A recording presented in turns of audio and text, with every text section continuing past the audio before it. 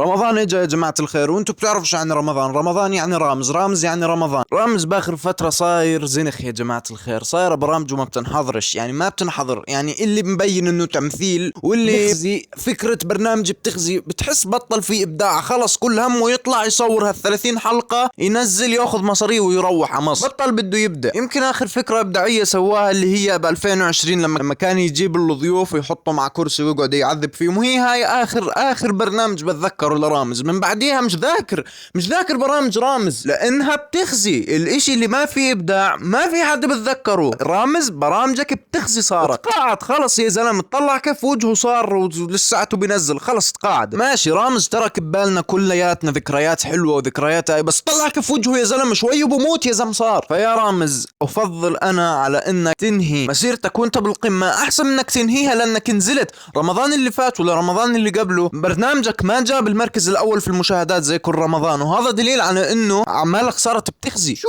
يا زلمه، اجيب لهم صحون ويقعد واطلعهم بالهواء واقعد اخوف فيهم واجيب لهم حياه، يا زلمه اشي بخزي. والبرامج الحلوه اللي كانت تخوف عن جد، تحس الضيوف عن جد خايفين، لما هيك كان يتخبى بسحليه، كان رامز عن خامون، والله كنت اخاف وانا صغير اني احضر رامز عن خامون، كنت اشوف اخواني قاعدين بيحضروا اخاف احضر معاهم، حتى انه كان له اجواءه الخاصه. رمضان خلص الفطور او احنا بنفطر، اهم اشي رمضان يكون على التلفزيون، اشي غير رمضان ممنوع يكون على التلفزيون. اوكي واضح اثر الصيام عليه، قصدي رامز مش رمضان. حتى صار يصبغ شعره عشان بلكي المشاهدات ترجع تطلع، صار مرة يصبغ اخضر، مرة يصبغ احمر، مرة يصبغ ذهبي، مرة يصبغ ابصر شو. وبهاي السنة صابغ شعره لون بينك فاتح، تقول مثلي جنسي يا زلمة، شو هذا يعني، بحكيها بكل شفافية. حتى لبسه شو هذا اللي لابسه يا رامز، صراحة صار الموضوع مبين انه اللي بصير تمثيل. هسا انا ما بقول لك انه كل الحلقات تمثيل اللي كان ينزل بالسنوات اللي راحت، بس الموضوع صار يبين انه تمثيل. على سبيل المثال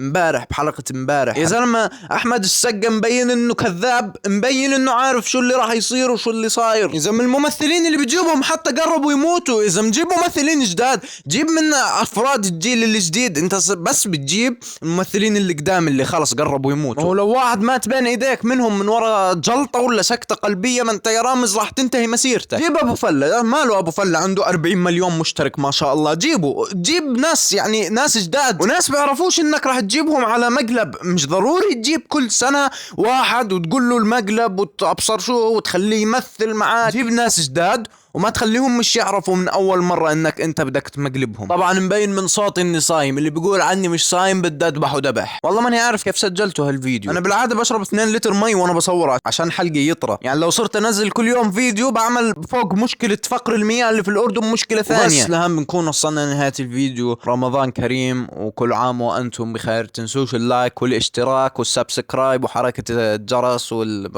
السلام عليكم.